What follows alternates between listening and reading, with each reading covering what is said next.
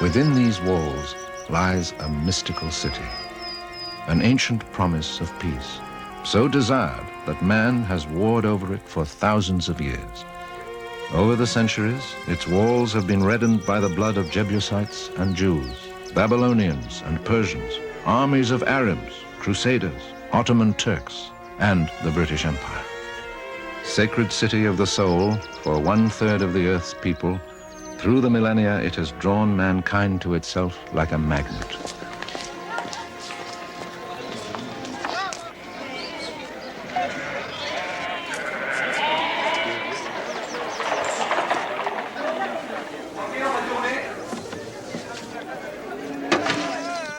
To all who live, work, and visit here, this is more than a city.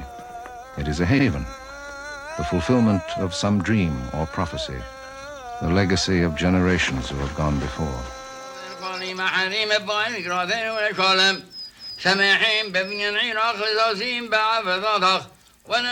For this man and his family, coming here was the consummation of a promise made 2,000 years ago. This man came here as an orphaned boy and found a miniature version of his lost nation. What messages, what letters? The dark shadow of Hitler's armies advancing across Europe drove this man on a path that led to the discovery of his roots in the very earth beneath his home. The magnetism of the city's holy places is so strong that this man risked losing his own family to come here. Proud inheritor of a name that has lived in this city for 1,300 years, this man's life bridges past and future. From near and far they have come, searching for refuge for their pasts and the meaning of the present.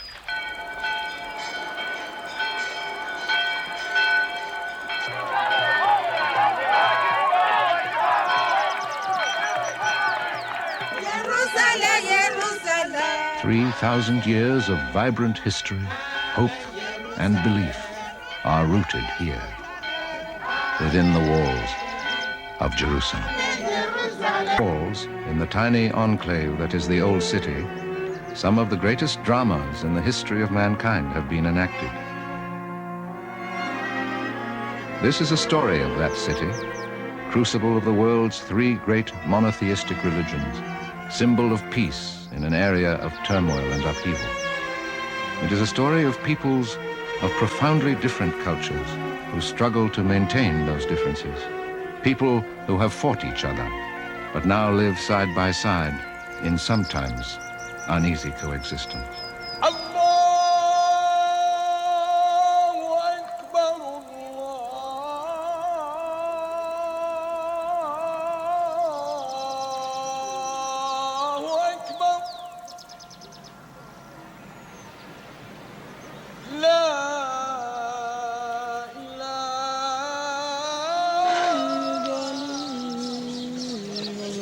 Jews from around the world pray at the Western Wall, vestige of the Second Temple, object of Jewish yearning and prayer for 2,000 years.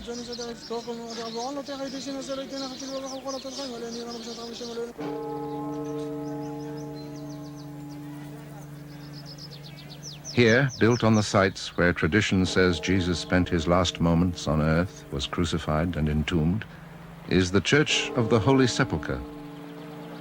Most holy of shrines in the Christian world, this church has attracted pilgrims since the time of Constantine the Great.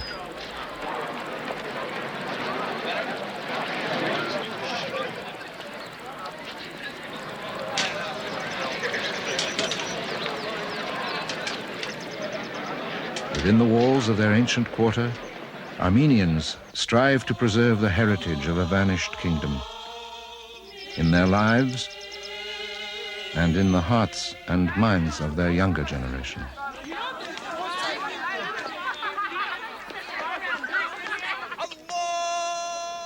Consecrated under this dome is the sacred rock, where tradition says Abraham prepared to sacrifice Isaac, over which the ancient temples of the Jews were built, from which Muslims proclaim Muhammad journeyed to heaven. This tumult of people and history intersects in the labyrinth of the ancient bazaars.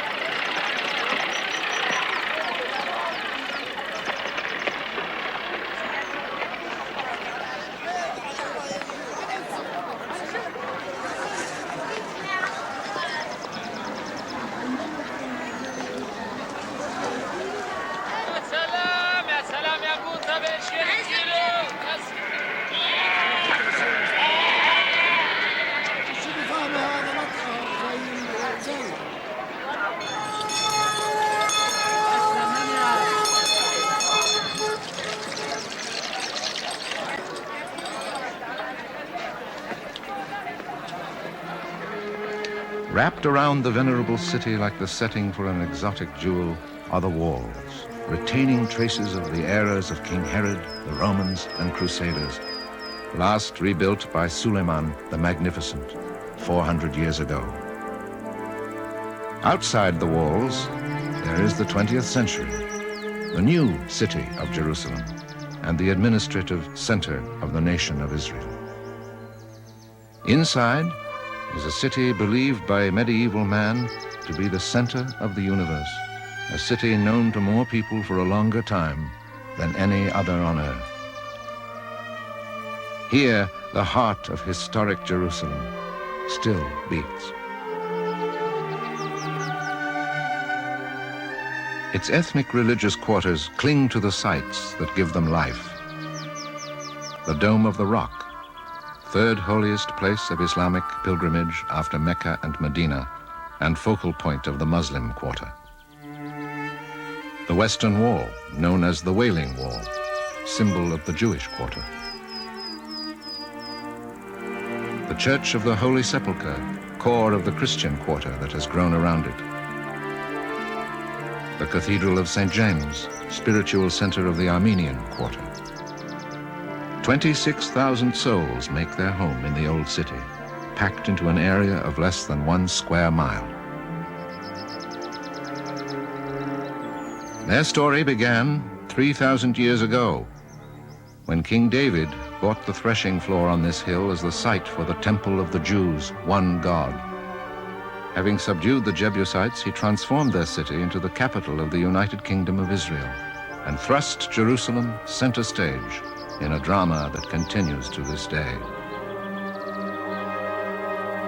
Once a royal center of impressive structures and massive fortifications, the city of David has begun to reveal its past to archaeologists under the direction of Dr. Yigal Shiloh of the Hebrew University. David made this city more important than others by choosing this location to become the capital of Judea at the south and Israel at the north. The residential area of David's capital probably looked much like this village of today. Urbanization undoubtedly began here because of the presence of the spring of Gihon, a constant source of water.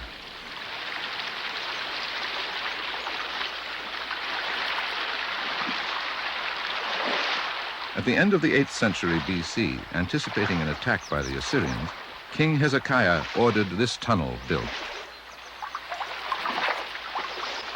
Why should the kings of Assyria come and find much water, asks the Bible in 2nd Chronicles. Cut deep underground, the tunnel carried the water nearly 1,800 feet from the spring outside the wall to a point inside the city. This system was done by King Hezekiah, as it is described in the Bible, as the inscription that was found at the southern end of the tunnel. The city survived the siege of the Assyrians. But in 586 BC, Babylonian forces burned Jerusalem, massacred thousands, and exiled the enslaved survivors. Archaeologists have uncovered poignant reminders of those who once lived here, including clay seals bearing names of people mentioned in the Bible. The lament of the exiles echoes through history. If I forget thee, O Jerusalem, let my right hand forget her cunning. let my tongue cleave to the roof of my mouth, if I prefer not Jerusalem above my chief joy.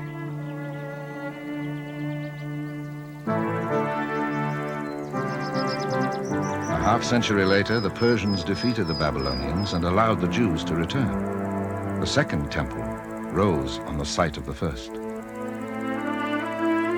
This model depicts Jerusalem as it was when Jesus came here to celebrate the festival of Passover.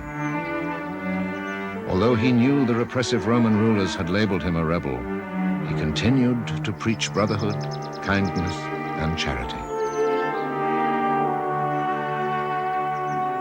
In the last days before his crucifixion, Jesus left the temple by these steps. They are one of the few remnants that remain, for in 70 AD, on the anniversary of the day the Babylonians had sacked the first temple, the Romans burned the city, butchered the people, and took the rest as slaves. Thus was Jerusalem destroyed for a second time.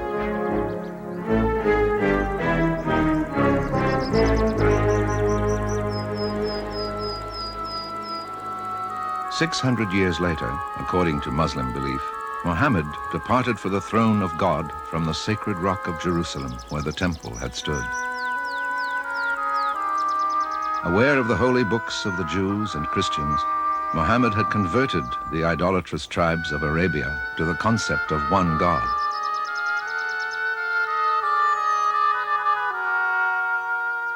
Only 6 years after his death, an army of his followers stood at Jerusalem's gates, claiming the city as their own. Muslims were to rule Jerusalem for the next 1,300 years, except for 2 interruptions when the Crusaders wrested the city from them.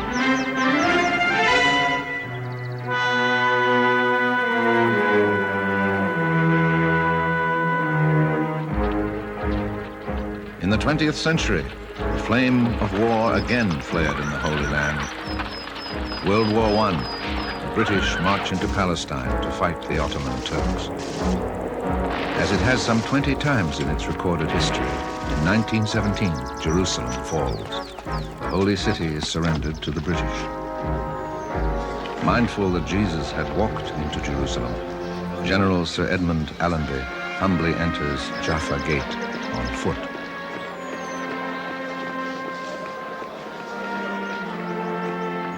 There are renewed stirrings of Zionism, the concept of a modern Jewish nation. In 1947, the United Nations votes to end the British mandate and partition Palestine into Jewish and Arab states.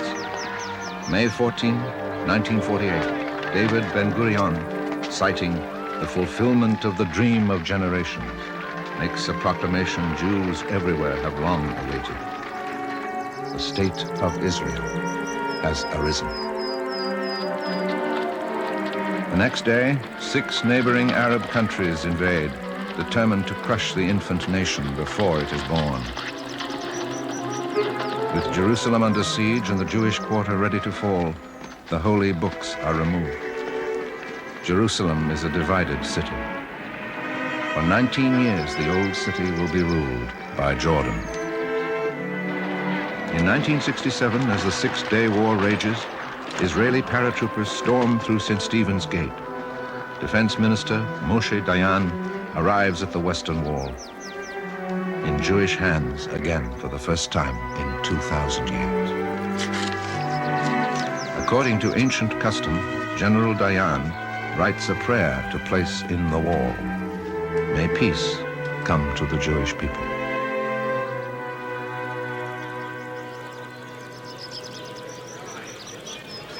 Today, a fragile peace reigns in the walled city. The Supreme Muslim Council has remained in charge of the Dome of the Rock.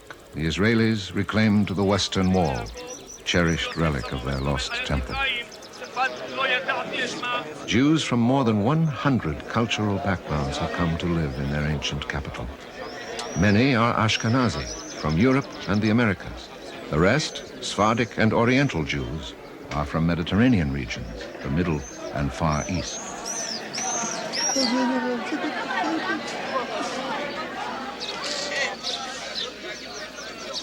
When the Jewish community in Yemen heard of the establishment of Israel, Yosef Zadok and his family decided to emigrate immediately.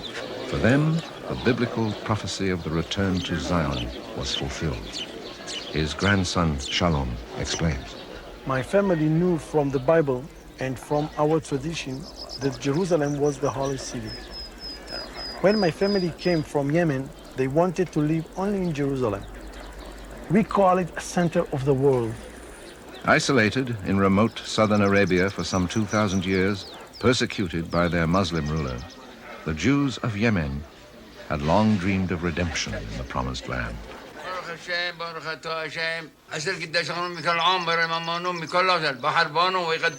They clung to their beliefs and kept the ancient observances in their purest form. Now, celebrating Passover, the Zadoks commemorate the Jews' deliverance from slavery in Egypt, just as Jesus did at what has come to be known as the Last Supper.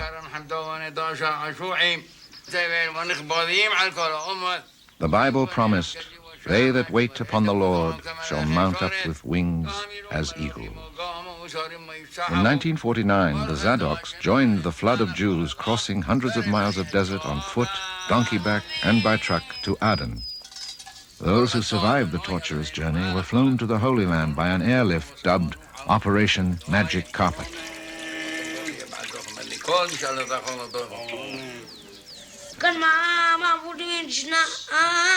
دخل أركب أخلا وكان سوق عظيم باموس ولا شلو مدار جوا ودمكو ما نشأنا الليل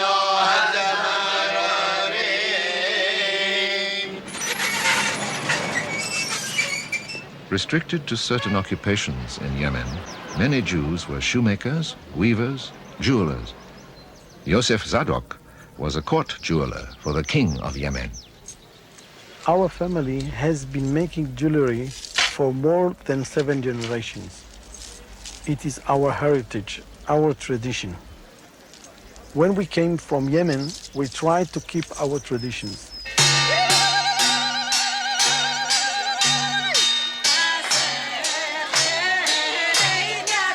Most of the Yemenite brides in Jerusalem use our wedding dress and jewelry.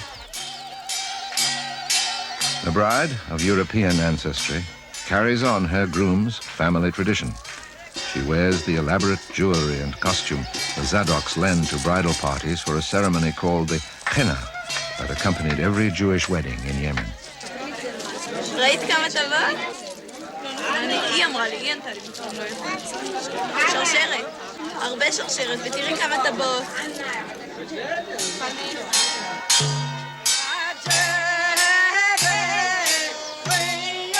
The henna, from which the festivity derives its name, has long been used as a talisman of good luck.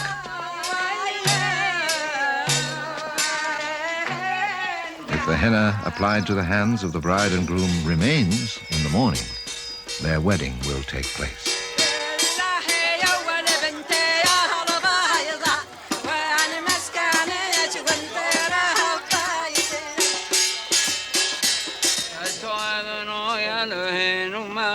Mr. Zadok, a relative of the groom, is here to bestow a blessing.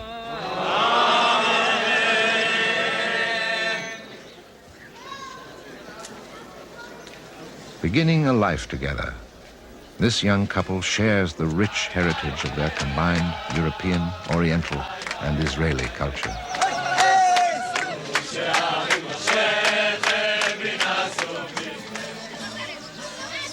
During the Jordanian occupation of the old city, the Jewish quarter had been nearly destroyed. When reconstruction began after the War of '67, Theo and Miriam Siebenberg were the third family to build here. It was my dream to come to Jerusalem. Jews have been praying for Jerusalem throughout the centuries, for thousands of years, going back even to the time of the exile in Babylon. The Jewish quarter is full of our history from 3,000 years ago. When we came, the Jewish quarter was completely destroyed, and now everything is built and clean. The changes were immense.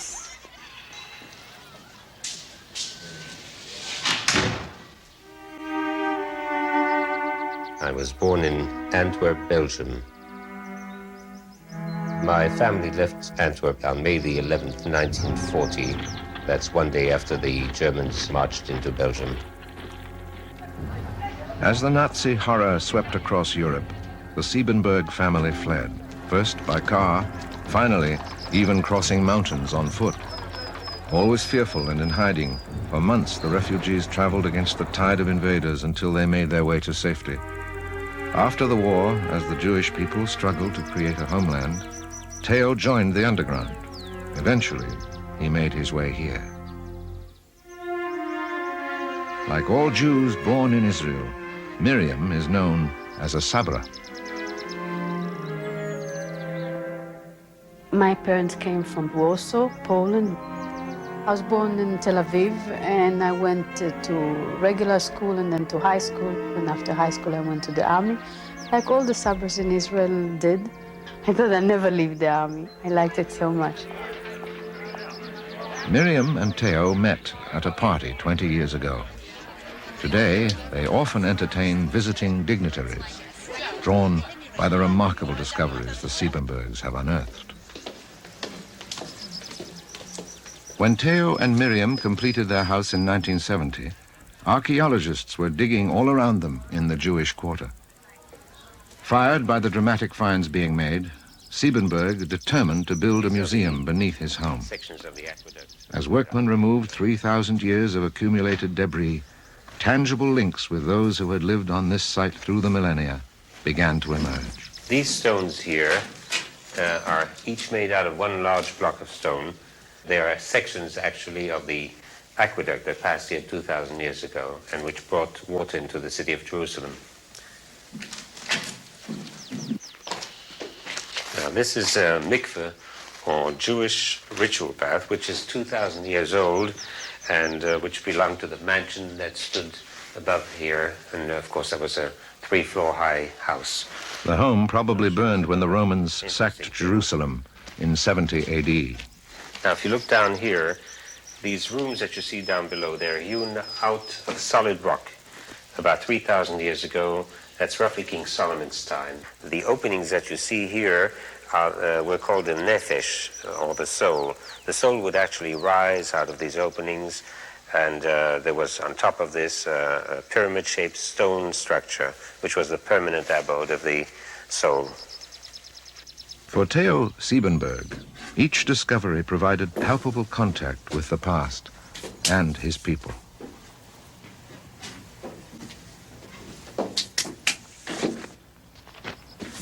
Actually, we're 4 floors under the house now. I find this probably the most exciting part of the excavation.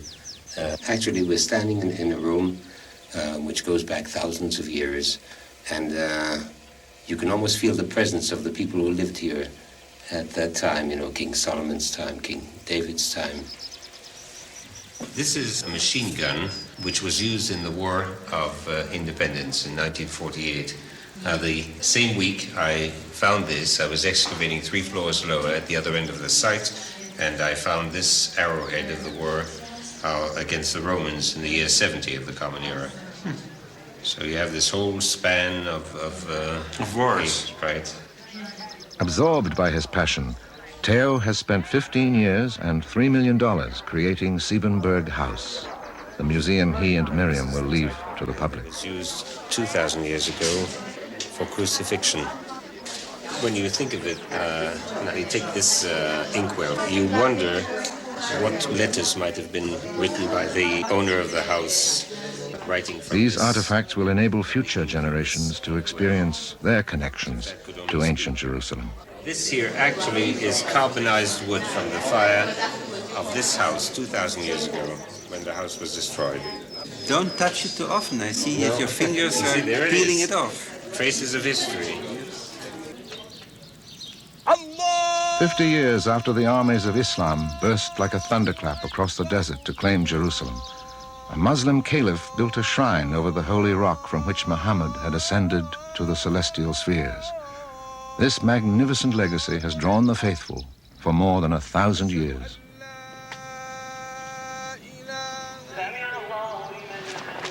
Now, during Ramadan, the Muslim holy month of fasting and atonement, thousands of pilgrims journey to the Old City for one of the Islamic world's most important religious observances.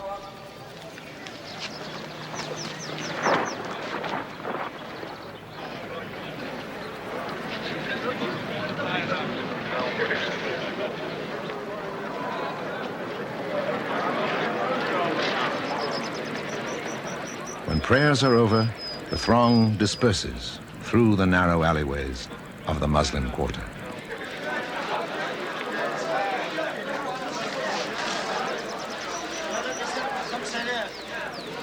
The family of Khalil Haldi has lived in the Holy Land since the day 1,300 years ago when his ancestor rode into Jerusalem at the head of a column of Islamic warriors.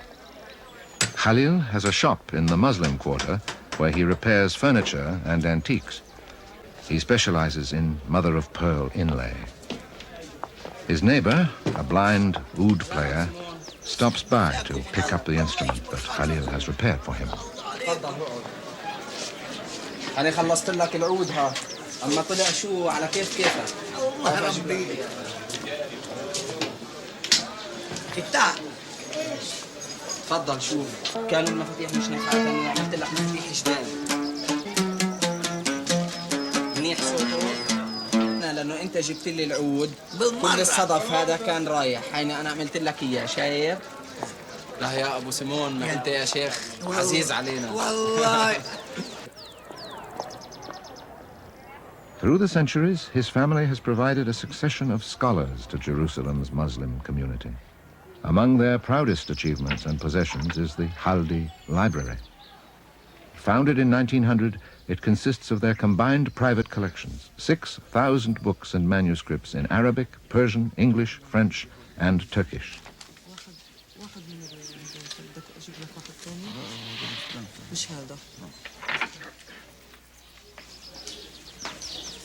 Khalil's uncle and cousin refer to one of the many volumes written by their ancestors. My family came to Jerusalem with the Islamic liberation on the year 636 BC, 15 Hijri. My family lived in Jerusalem all its time, but they were forced to Nablus for 88 years when the Crusaders occupied the city. They returned back to Jerusalem with the famous Islamic leader Salah ad-Din al-Ayyubi. They were the political and the religious rulers of Jerusalem. With his cousin, he examines their remarkable family tree.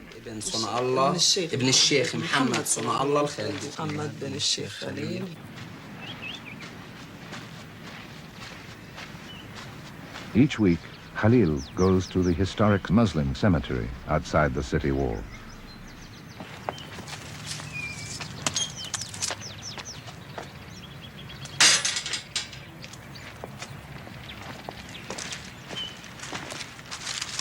At the cemetery, I go to pray for my ancestor Muhammad Ali al-Khalid. He was the governor of Jerusalem in the year 1808. When I go to visit his tomb, I feel that I am standing in front of a great man with deep roots in this country.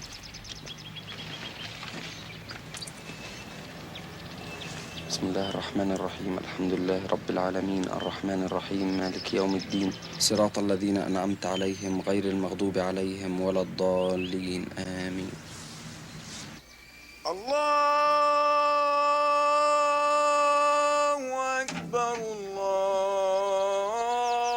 During the month of Ramadan, the Muslim quarter pulses with activity after sundown. Here, where ties are old and deep, friends and family gather to commemorate their ancestors at a Mawlid. أشهد أن لا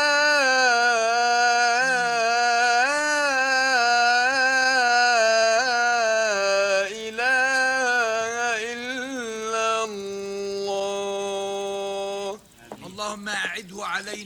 Songs celebrating the birth of the Prophet Muhammad are followed by a sumptuous meal ending the fast they have observed since sunrise. وين اللبن يا هي اللبن تفضل يا سيدي هي اللبن تفضلوا يابا تفضل يا اخي هات كمان صحن يلا هات لك صحن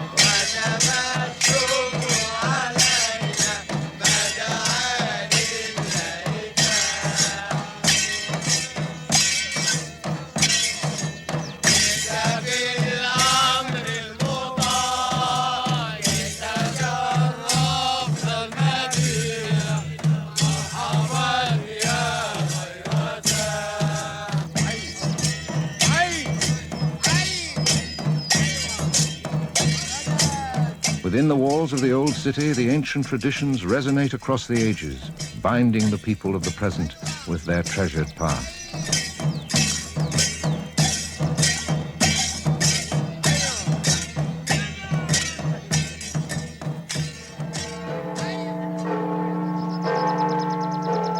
Ironically, it was a Roman emperor, Constantine the Great, who adopted Christianity as the faith of his realm and assured the future of the religion.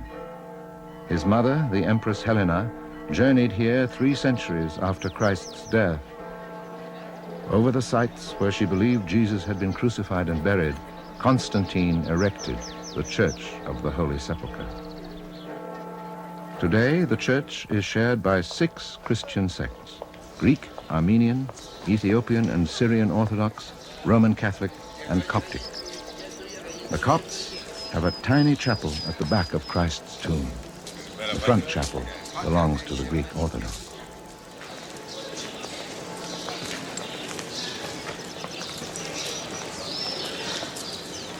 Among their holdings is the stone where Jesus is thought to have lain when he was taken from the cross. Over the rock of Calvary, where Jesus was crucified, the Greek Orthodox maintain a chapel.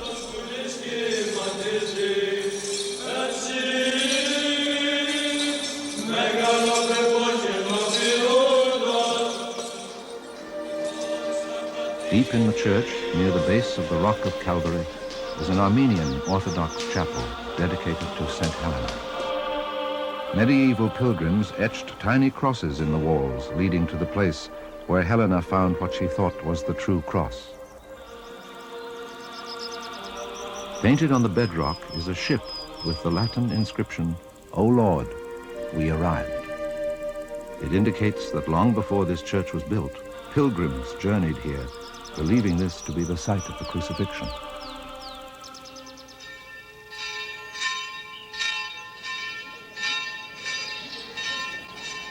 A mud hut village atop the roof of the church is the only area which the Ethiopian Orthodox, one of the oldest Christian communities in the Holy Land, can claim.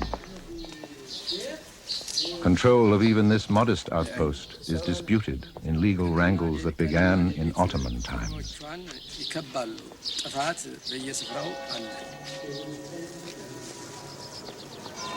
Intense rivalries between sects have long raged over rights to this most sacred of Christian shrines.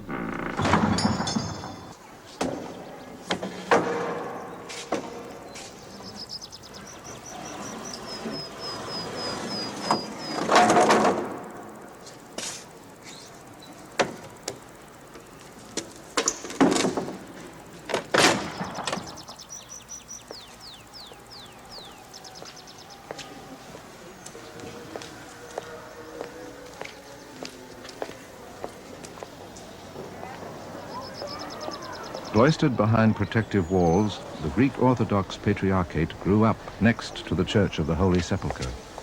Its monasteries, chapels, and administrative offices form a body comparable to a miniature Vatican. As a boy, Father Timothy felt irresistibly drawn to join the monks who serve here.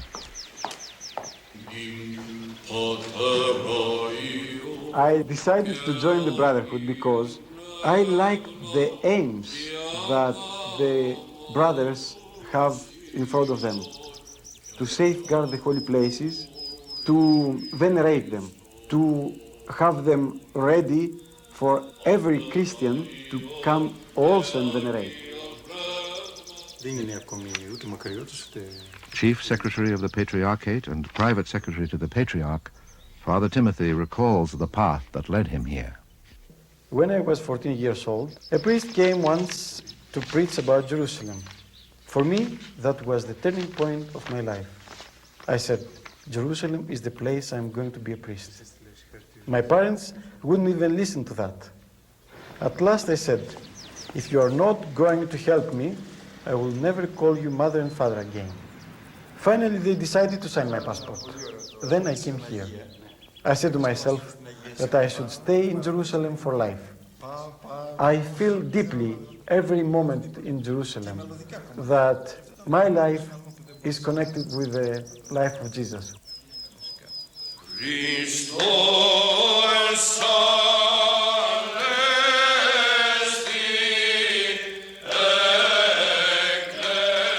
Timothy attended the seminary as a young man. Like this generation of seminarians, he left his native land to dedicate his life to the holy shrines of Jerusalem.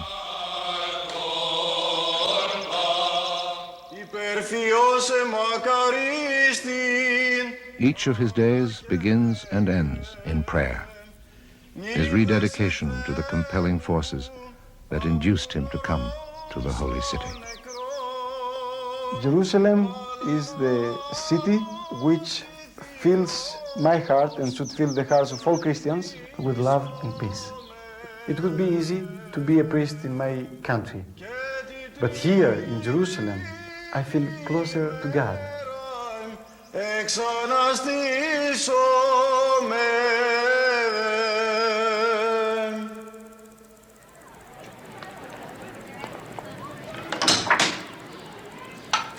Sequestered behind a huge gate that is unlocked each morning and locked again each night, the Armenian quarter has existed for nearly 1,000 years. Life within still centers around the 12th century Cathedral of St. James.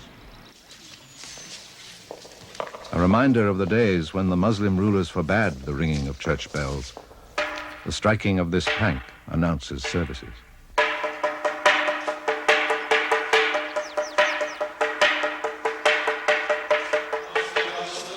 Today, the community gathers to commemorate a Holocaust. For the Armenians are a people whose ancient homeland has been ravaged, many of its citizens killed or scattered. To Elia Kavajian, the service has special meaning, for he is a survivor of the Holocaust. For him, Jerusalem became a haven. 60 years ago, he arrived as an orphaned boy. Now, he is surrounded by his loving family.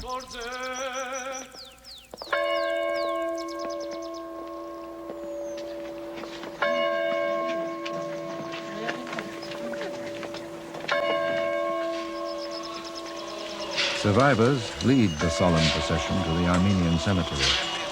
They are living reminders of 1,500,000 who perished.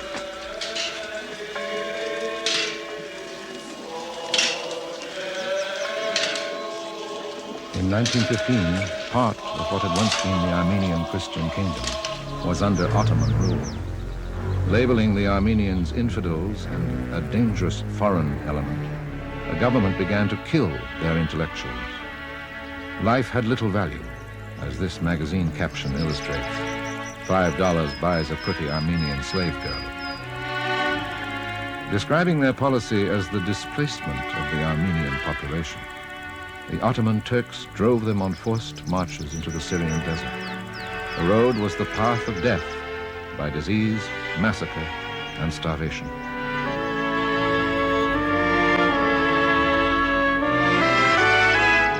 Elia Kavajian remembers.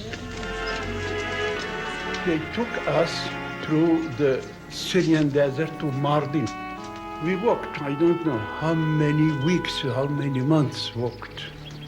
Near Mardin, they bring it a place which all around it, it's many hills.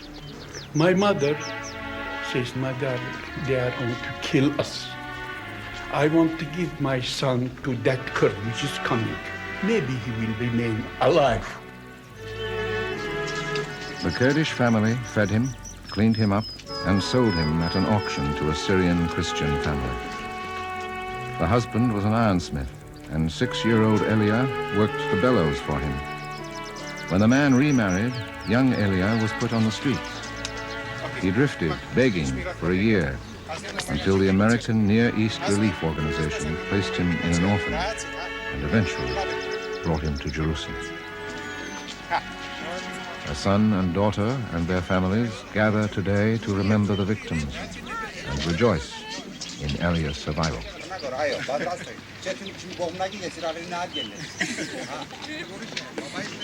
Kavajian learned photography in the orphanage. He owns a photo supply store, custom laboratory, and portrait studio. 1 minute. Let me take away from the object. طلع هون حبيبتي. هون بسمي. ايوه. واحد. بسمي اضحكي هون.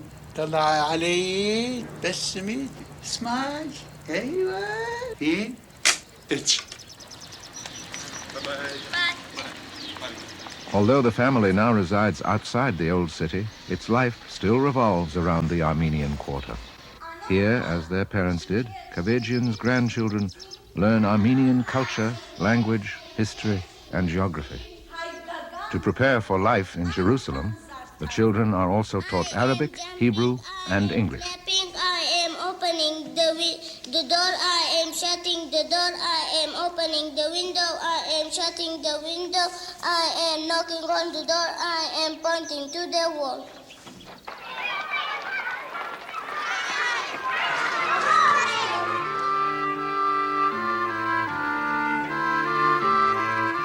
His family thriving, Elia Kavajian remembers the Orphans Club he and 9 boys formed when, at age 14, he began to work. The quarters where the orphans lived have become the Armenian Cultural Club.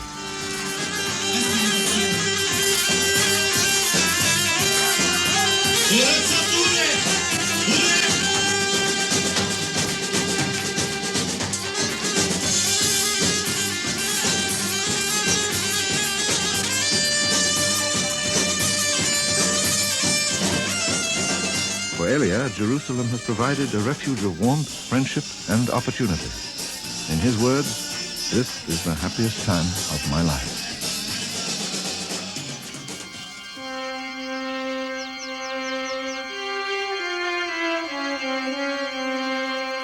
The memory of Jesus and the miracle of his resurrection live in Jerusalem every day.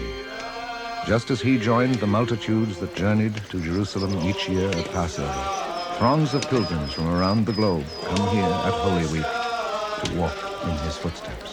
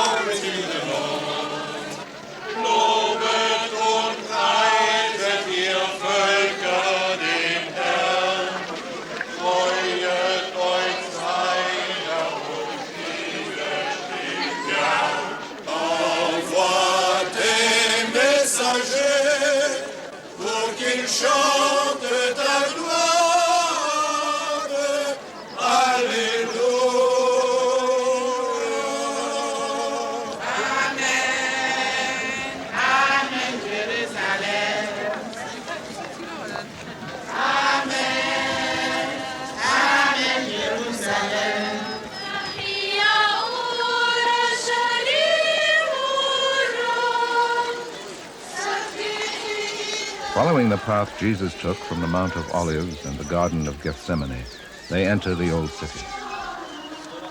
Carrying crosses along the way of sorrows, where tradition says he struggled in his agony, they connect with the ancient passion and eternal mystery of Christ. In the hours before dawn on Easter Saturday, the flames of the lamps that light the Church of the Holy Sepulchre are extinguished. When the door is opened, thousands of pilgrims press in to experience an Oriental ritual that has been repeated each year for centuries, the miracle of the Holy Fire.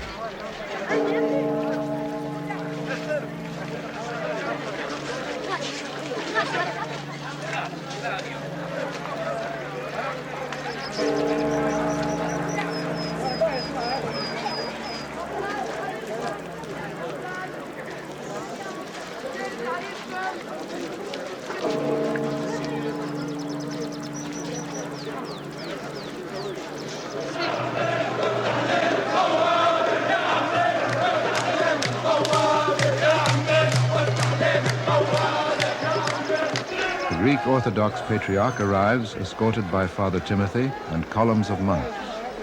The tomb of Christ has been sealed.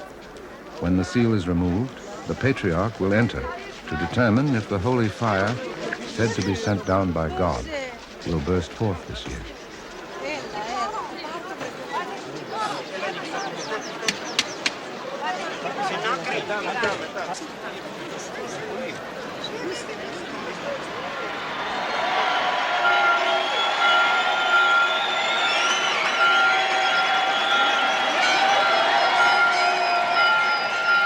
Symbol of Christ's resurrection, the holy flame is passed to the exultant crowd.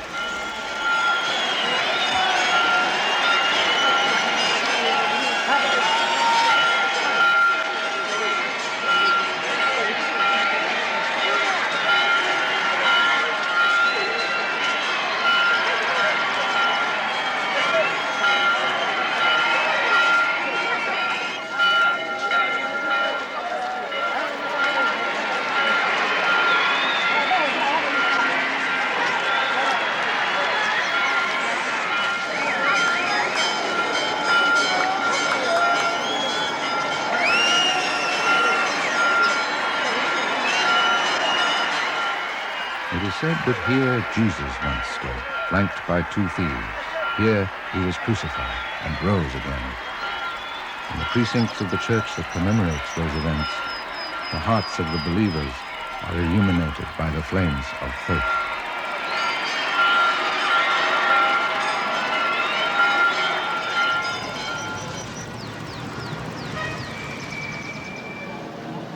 High on the wall of the Muslim quarter in the Old City is a house where American pilgrims seeking a spiritual haven settled 100 years ago.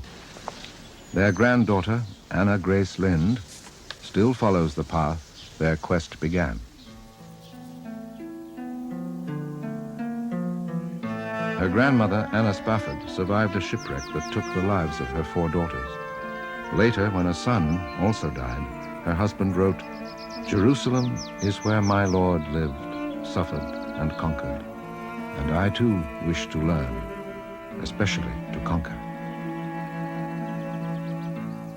Like her mother and grandmother, Mrs. Lind has dedicated her life to serving the needy of Jerusalem. Since 1967, she has administered the Spafford Children's Center, which provides prenatal and baby clinics for mothers and children who might otherwise go without these services.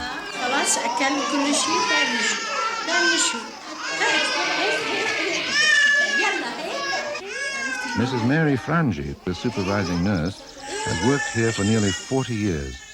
The grandmothers of some of these babies were children when she began. Dr. Amira had quite a number of patients. And Dr. Lazinski really, it's quite... The main goal of the Spafford Children's Center is to help improve the health of the children in the Old City. They are mostly Muslims. We have several Israeli specialists who come to our clinic, and we feel that this is a very important phase of our work because they are helping in the reconciliation between the Jews and the Arabs. It may be just a tiny seed, but it is a seed that we hope brings forth fruit. Okay, fine, baby.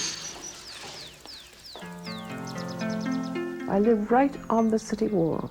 I feel it's important that quotation from Isaiah, where it says, "I've set watchmen on my walls, O Jerusalem, to pray day and night, until I make Jerusalem a praise in the earth." Make Jerusalem a praise in the earth. These timeless words from the Bible speak of an ideal Jerusalem, a city of glory and peace.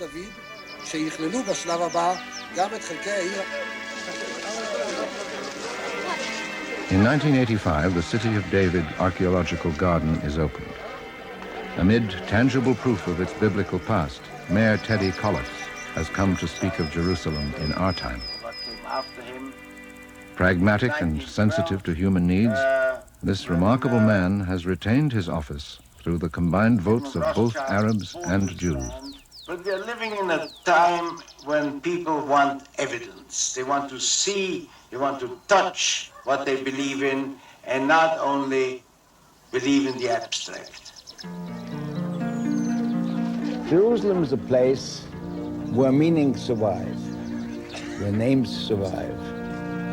In Jerusalem, everybody has religion. That doesn't mean that everybody goes to synagogue or church or the mosques, but people believe in things. The people who come here are not visitors, they're pilgrims. They come to Jerusalem because it has a special meaning for them. It's not like coming to another city.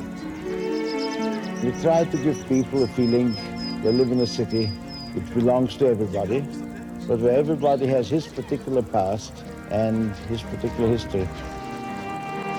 Everybody who lives in Jerusalem tries to link up with the past. Jews, Christians, Muslims. The most important thing about Jerusalem is its people in their variety.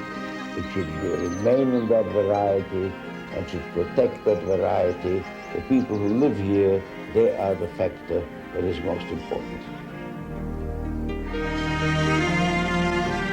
Through the generations, thousands of human beings have been thrust together to live out their lives in the vibrant microcosm that is the old city of Jerusalem, bound by their fierce connection to the city, despite their differences, the pressures of the year, of violence and suffering.